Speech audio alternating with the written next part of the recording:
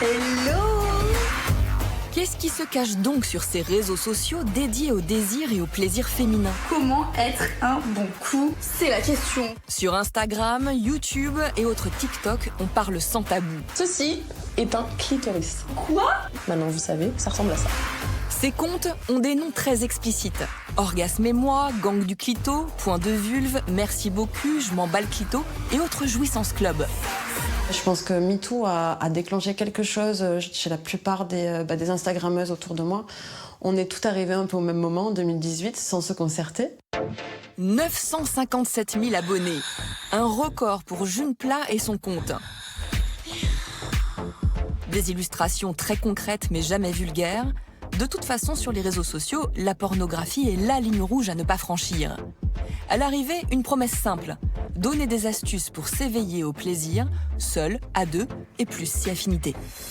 J'ai commencé avec une envie juste de m'amuser, de partager mon savoir et mes techniques. J'avais envie de montrer à mes amants, hommes cis hétéros, comment aller au-delà de la pénétration. Et c'était pour m'amuser à la base. Vraiment, je ne m'attendais pas à devenir influenceuse. Il ne s'agit pas que de donner aux femmes et puis reprendre aux hommes. Au contraire, j'ai envie d'enlever la pression sur les hommes, leur faire comprendre que on n'est pas obligé d'avoir de très grosses et longues érections pour donner du plaisir à qui que ce soit. Je crois que c'est un message qui est important à faire passer, ouais. Et il faut le répéter, répéter, répéter, répéter, répéter. L'une des clés de ce succès, la possibilité d'interagir personnellement et directement avec sa communauté. Je réponds à des gens. Hein. On parle de plein de sujets, c'est beaucoup de questions variées. Celle qui revient le plus souvent, ce sont des femmes qui n'arrivent pas à avoir d'orgasme à deux, qui se demandent pourquoi, parce que malheureusement on voit à chaque fois l'acte de pénétration et les deux partenaires avoir un orgasme simultanément, et je crois que ça fait beaucoup de mal aux gens, parce que la plupart des gens ne peuvent pas y arriver en fait. Donc du coup c'est beaucoup de questions de ce type-là. Est-ce que je suis normale? Voilà. Est-ce que je suis normale? En vrai, c'est la vraie question à chaque fois.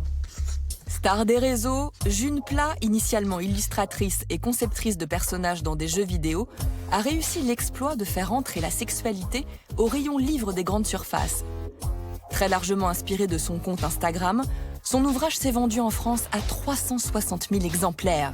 Traduit en 12 langues, c'est un best-seller.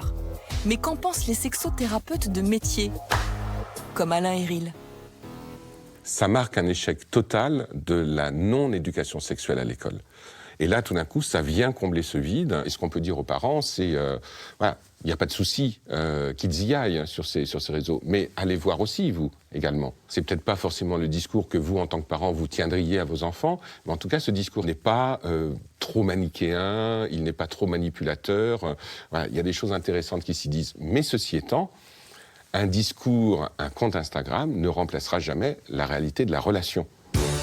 En France, tous les réseaux sociaux sont interdits aux moins de 13 ans. Ceux qui abordent la sexualité sont de toute façon majoritairement suivis par des adultes et ils sont également animés par des adultes. Même si, c'est vrai, les apparences sont parfois trompeuses.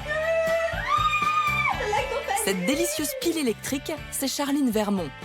Ancienne manageuse dans une grande entreprise, mère de 3 enfants, elle a changé de vie en 2019. Enchantée. Pourquoi 617 000 personnes, soit l'équivalent de 8 stades de France, suivent-elles son compte Orgasme et moi? Allez, on y va. Voyez ça comme une bibliothèque géante. On y trouve des vidéos drôles ou informatives, des tutos, des lives, des chats, mais aussi des sondages et toute une documentation anatomique, scientifique. Un média à part entière. Oui, c'est énorme. Et ce que Charline a bien compris, c'est que les réseaux n'empêchent pas les vraies relations. Ce soir, faites-vous beau, nous allons faire la fête avec les membres de sa communauté. Homo, hétéro, trans, bi, asexuels et tant d'autres, toutes les sexualités y sont représentées. Leur étendard, la licorne. Ah ouais, vous passerez pas inaperçu avec moi, c'est foutu. Symbole de l'invisibilité médiatique dès lors qu'on sort du cadre. Ce soir, c'est une soirée du Meet-up Île-de-France, qui est un rassemblement de ma communauté qui a lieu ici à Paris. Ça a lieu à une fréquence, c'est 2 fois par mois, donc toutes les 2 semaines, sachant que ces rassemblements de ma communauté ont lieu dans 40 villes de France, de Belgique, de Suisse. J'ai mon petit clito pop art, il est trop bien, et en plus il est tout doux. Depuis 3 ans, Charline Vermont est devenue formatrice en santé sexuelle et sexothérapeute. Ces rassemblements sont donc une occasion pour elle d'éduquer les adultes. Son cœur de cible, 70% de femmes, dont les 3/4 ont entre 18 et 34 ans.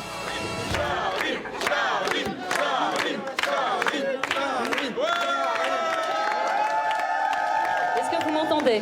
Oui ! 3, 2... C'est l'heure du Clito Quiz. Qu'est-ce que c'est ? Une peluche ? Ceci est une vulve. Ah oui. Accordé. Qu'est-ce que c'est ? Enfin, je crois que c'est d'urètre, non? Ah, on est... 60 minutes de rire et d'anatomie. Et apparemment, c'est bien utile. Secréter La réalité, c'est que tout ça, n'est pas su, n'est pas transmis, ni par les parents, ni par l'école, et qu'il faut d'autres canaux de communication pour que cette pédagogie, cette transmission, elle puisse avoir lieu. Comment s'appelle ceci ? C'est l'entrée du vagin ? Exactement, c'est l'orifice vaginal, un clito. Moi j'apprends beaucoup aussi quand je rencontre des gens ici, avec ce soir le Clito Quiz. Il y a des choses d'un point de vue anatomique que je ne savais pas. Non, c'est pas ce que... Ah, un éjaculat, oui, très bien. Et je pense qu'il y a pas mal de gens comme ça qui ont envie d'explorer un monde qu'ils ont surtout connu par le porno mainstream aussi, par pas mal de choses comme ça, et qui ont envie de se dire il y a autre chose. Est-ce que vous connaissez cet animal ? Est-ce que vous pouvez me citer les différentes parties du clitoris ? Au niveau contenu, il y a quand même une énorme différence entre ce qu'on a aujourd'hui avec le contenu de Charline et des gens qui travaillent comme ça et ce qu'on a appris nous à l'époque où on était en cours. Clairement, il y a eu énormément de progrès. Et comment on appelle la partie rouge, s'il vous plaît ? C'était très axé fonction et c'était très axé homme. Malheureusement, on n'a pas d'informations sur le clitoris. Quand on est à l'école, on n'a pas d'informations sur le plaisir. Combien mesure en moyenne un clitoris ? J'accepte au centimètre près. 13 ? 11 ? C'est accepté, c'était 17,5.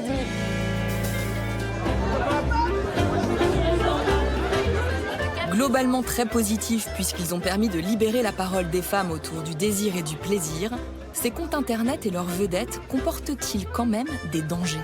Ces personnes-là qui tiennent ces comptes-là deviennent des figures de référence.